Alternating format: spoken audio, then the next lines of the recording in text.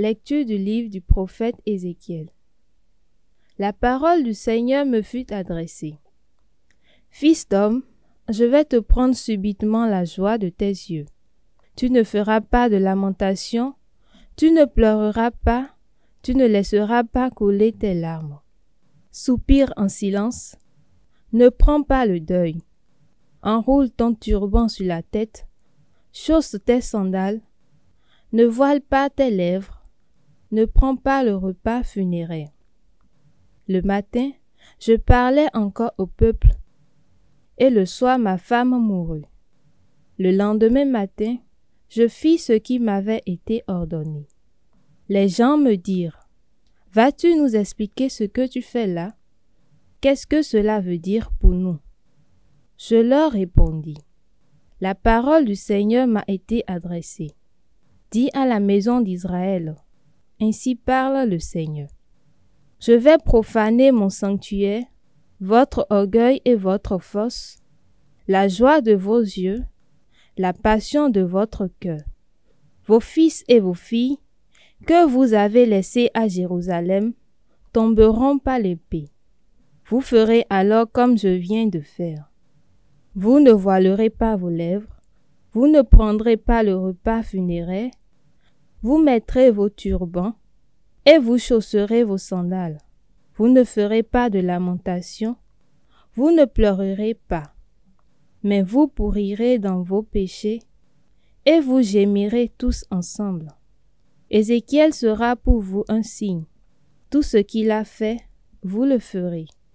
Et quand cela arrivera, vous saurez que je suis le Seigneur Dieu. Le Dieu qui t'a engendré, tu l'oublies.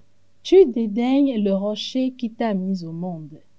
Le Dieu qui t'a engendré, tu l'oublies. Le Seigneur l'a vu, il réprouve ses fils et ses filles qui l'ont exaspéré. Le Dieu qui t'a engendré, tu l'oublies. Il dit, je vais leur cacher ma face et je verrai quel sera leur avenir. Oui, c'est une engeance pervertie, ce sont des enfants sans foi. Le Dieu qui t'a engendré, tu l'oublies. Eux m'ont rendu jaloux par un Dieu qui n'est pas Dieu, exaspérés par leur vaine idole. Moi, je vais les rendre jaloux par un peuple qui n'est pas un peuple, les exaspérer par une nation stupide. Le Dieu qui t'a engendré, tu l'oublies. Évangile de Jésus-Christ selon saint Matthieu. Matthieu chapitre 19, du verset 16 au verset 22. En ce temps-là, voici que quelqu'un s'approcha de Jésus et lui dit, « Maître, que dois-je faire de bon pour avoir la vie éternelle ?» Jésus lui dit, « Pourquoi m'interroges-tu sur ce qui est bon? Celui qui est bon, c'est Dieu et lui seul. Si tu veux entrer dans la vie, observe les commandements. » Il lui dit, « Lesquels ?» Jésus reprit, « Tu ne commettras pas de meurtre.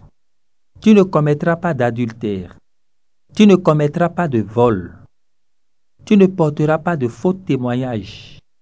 Honore ton père et ta mère. Et aussi, tu aimeras ton prochain comme toi-même. » Le jeune homme lui dit, « Tout cela, je l'ai observé. Que me manque-t-il encore ?»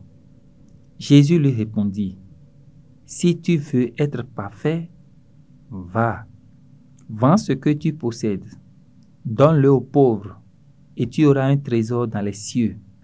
Puis viens, suis-moi. » À ces mots, le jeune homme s'en alla tout triste, car il avait de grands biens.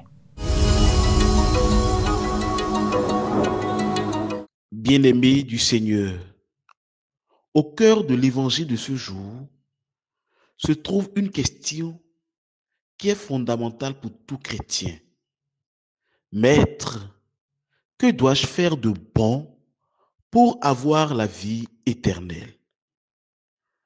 Dans la réponse que le Seigneur donne au jeune homme riche qui lui pose cette question, il lui montre que pour avoir la vie éternelle, il y a un danger à éviter et une richesse à promouvoir. Avant de revenir sur ces deux points, remarquons d'entrée de jeu que le jeune homme riche était habité par un désir intense, avoir la vie éternelle. Il ne savait peut-être pas quel chemin prendre, mais en son cœur, il réalisait clairement que la vie de l'homme ne se réduit pas à la terre. La recherche de ce jeune homme doit nous interpeller. Nous devons, comme ce jeune homme, apprendre que la vie de l'homme sur terre est un passage vers une destinée éternelle. Pour cette raison, nous devons nous laisser habiter par la conviction qu'il nous faut travailler pour que notre âme bénéficie un jour de la vie qui se trouve auprès de Dieu et qui ne finit pas. Et pour entrer dans cette vie sans fin, comme nous l'avions dit plus haut, il y a un danger à éviter. Et ce danger, c'est l'appropriation. L'appropriation, c'est le danger qui pousse à engranger, le désir de posséder, d'avoir de grandes richesses. C'est la tentation de la thésaurisation qui nourrit en l'homme l'illusion que la richesse matérielle peut lui donner de la sécurité. C'est la volonté de puissance et de domination. Notre temps est le théâtre de ce danger. Nous sommes à une époque où l'argent est devenu maître et seigneur de beaucoup de cœurs. Le jeune homme riche est reparti tout triste parce qu'il avait de grands biens dont il a du mal à se séparer. Ces biens sont devenus ses dieux, chers frères et sœurs. C'est là une tentation que le chrétien doit éviter. L'appropriation fait naître en nous un désir qui, au terme, chasse Dieu de nos cœurs. Face à ce danger, le Seigneur invite le jeune homme riche et par lui, il invite chacun de nous à la désappropriation. La démarche du jeune homme riche qui va trouver le Seigneur montre à l'évidence que le bonheur de l'homme ne se trouve pas dans l'appropriation. Ce jeune est riche, il a de grands biens, mais au cœur de tout ce qu'il possédait, il lui manquait ce qui fondamentalement donne le vrai bonheur. Il lui manquait Dieu. Et pour faire de la place à Dieu dans nos vies, il nous faut accepter la désappropriation. Il nous faut renoncer à ce désir de posséder. Il nous faut apprendre à faire de la distance par rapport à la richesse et au pouvoir pour que Dieu devienne le maître de nos cœurs. La vie éternelle commence quand on a le courage de reconnaître que le matériel n'est pas essentiel. Si tu veux être parfait, va. Vends ce que tu possèdes, donne-le aux pauvres et tu auras un trésor dans les cieux. Et le psaume 33 renchérit. Saint du Seigneur, adorez-le. Rien ne manque à ceux qui le craignent. Des riches ont tout perdu, ils ont faim. Qui cherche le Seigneur ne manquera d'aucun bien. Le Seigneur nous montre que c'est seulement en le suivant que nous aurons dès ici-bas le bonheur que rien ne pourra détruire. Que son esprit de lumière nous aide à nous vider de tout ce qui est encombrant pour n'avoir d'autre richesse que lui et lui seul. Le Seigneur soit avec vous.